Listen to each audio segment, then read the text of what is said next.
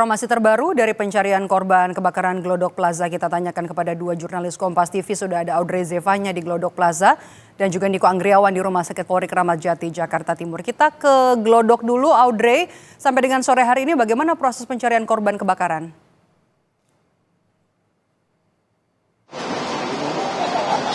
Ya, Medop, sampai pada saat ini proses pencarian korban dari insiden kebakaran di Glodok Plaza ini masih terus berlangsung tentunya. Kalau sesuai informasi yang sudah disampaikan tadi, memang masih sama datanya, yakni ada 14 orang yang dinyatakan hilang begitu oleh baik itu dari rekan, keluarga, maupun kerabat. Yang dimana 5 tadi sudah berhasil dievakuasi oleh tim rescue juga petugas damkar. Dan tentunya tadi petugas damkar ini baru saja bergantian shift begitu. Baru saja ada lagi petugas damkar yang naik untuk melakukan penyisiran kembali untuk mencari apakah sekiranya masih ada korban di dalam gedung Glodok Plaza ini. Dan juga memang kita ketahui terdapat beberapa kendala dikarenakan kontur bangunan dari Glodok Plaza ini sudah tidak stabil begitu, sehingga ini yang cukup menjadi kesulitan bagi para petugas damkar begitu juga dengan tim rescue untuk melakukan penyisiran dan menemukan sekiranya ada korban, karena beberapa korban yang sudah ditemukan juga ini ada yang sudah posisinya menyatu dengan puing-puing reruntuhan yang ada tepatnya di lantai 7, 8, dan 9. Dan bersama dengan saya saat ini untuk lebih jelasnya bagaimana terkait dengan kendala ataupun kondisi di dalam gedung ketika para petugas damkar ini melakukan penyisiran, sudah bersama dengan saya ada Bapak Suroto sebagai perwira piket yang bertugas hari ini dari Gul Karmat, Jakarta Barat. Selamat sore Bapak Suroto. Ya Bapak, terima kasih sekali lagi untuk dedikasi dari para petugas damkar. Kami sangat mengapresiasi sejak hari kemarin, ini hari yang ketiga ya Pak, betul. Boleh diceritakan mungkin Bapak sudah dari pukul berapa tadi melakukan penyisiran dan kendalanya kondisi di dalam ini seperti apa Pak? Karena kami lihat banyak sekali reruntuhan begitu, puing-puing yang mungkin menjadi kendala dari para petugas damkar. Mungkin boleh diceritakan Bapak Suroto. Kebetulan tadi pagi saya apus jam 7.30. Kemudian kita berangkat.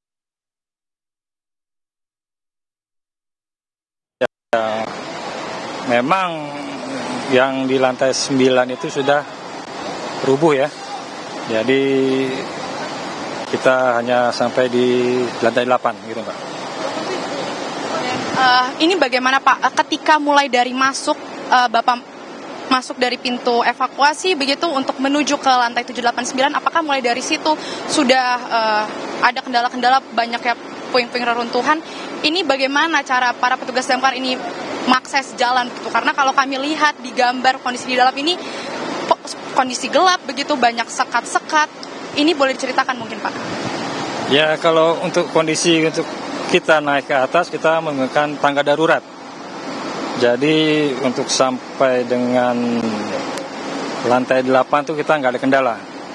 Cuma karena di sini kami mencari dan menyisir bila ada masih mungkin mayat yang belum kita temukan. Oke, baik Pak, ini kan kalau dari kemarin 5 korban ini sudah berhasil dievakuasi dan rata-rata ditemukan dari lantai 8 begitu ya Pak. Apakah ada kemungkinan di lantai-lantai lain untuk ditemukannya lagi korban selain di lantai 8 ini? Dari petugas damkar sendiri ini apakah melakukan beberapa pembagian kelompok begitu untuk menyisir ke lantai lainnya selain lantai 8 dan lain sebagainya? Ini bagaimana Pak menemukan titik-titiknya yang diperkirakan? Oke, kalau kita setiap lantai kita sisir, jadi untuk di lantai 6 tuh masih bisa kita lewati dan kita sisir aman. Lantai 7 juga masih kita bisa sisir dengan aman. Karena yang di lantai 8 ini, karena ada bekas puing lantai 9 yang rubuh di lantai 8, nah itu agak kesulitan kita. Jadi kita masih menyisir full di lantai 8 dengan membagi beberapa tim rescue. Dan untuk hari ini kita mengerahkan 5 wilayah yang berada di Jakarta ini untuk tim rescue-nya hadir di TKP ini. Demikian. Baik Pak, kalau tadi Bapak sudah informasi yang Bapak sampaikan tadi, kira-kira lantai berapa yang paling parah untuk adanya puing-puing reruntuhan yang paling sulit kemungkinan untuk menemukan para korban-korban ini di balik reruntuhan yang ada?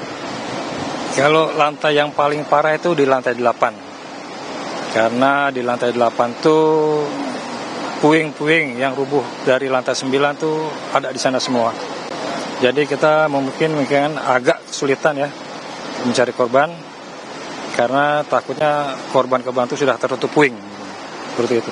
Jadi butuh waktu untuk mengurai gitu ya Pak dari antara korban yang ditemukan dengan adanya puing-puing yang menyatu begitu. Ya, kita kesulitannya di situ karena kita harus mengurai puing-puing dan banyak juga besi-besi yang jatuh di bawah itu. Terima kasih sekali lagi Pak Suroto untuk informasinya. Selamat bertugas kembali Bapak. Semangat dan sehat selalu untuk para petugas damkar. Demikian Medop dan juga saudara yang bisa kami informasikan. Itu tadi gambaran dari petugas damkar langsung perwira piket tepatnya Bapak Suroto yang tadi sudah dari pukul 7:30 pagi menyisir langsung ke dalam lokasi untuk kembali mencari masih ada sisa 9 korban lagi yang sekiranya ini masih ada di balik reruntuhan puing-puing yang ada di dalam Glodok Plaza lagi. Tentu kita akan menunggu bersama, kita akan pantau, kita akan kawal terus bagaimana proses evakuasi yang sedang dilakukan oleh para petugas damkar dan tim rescue dari Gulkarmat Jakarta Barat ini. Kembali ke studio, Meido. Terima kasih Audrey. Dari Glodok kita akan pindah ke Rumah Sakit Polri di mana sebagian keluarga korban masih mencari anggota keluarganya pasca kebakaran. Sudah ada Niko di sana. Niko, sudah ada hasilkah berapa korban yang teridentifikasi? Kapan nanti hasilnya akan diumumkan?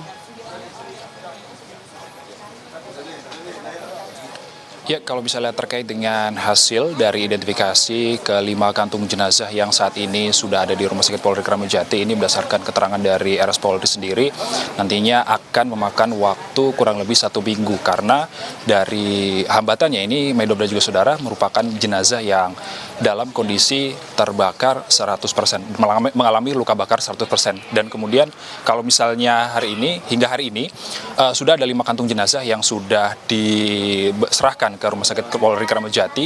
3 diantaranya diserahkan pada Kamis kemarin, sementara kalau misalnya 2 jenazah lainnya ini diserahkan pada pagi tadi. Dan kemudian RS Polri sendiri juga telah membuka posko antemortem yang mana ini akan digunakan untuk para keluarga yang ingin melaporkan keluarganya yang hilang untuk nantinya akibat dari kebakaran Glodok Plaza sendiri untuk diwawancarai terkait dengan apa saja yang menempel pada barang-barang yang menempel pada korban. Dan kemudian kalau misalnya dari data sendiri dari Rumah Sakit Polri sendiri, nantinya ada 2 metode yang akan digunakan untuk mengidentifikasi jenazah, yang mana yang pertama ini adalah antemortem.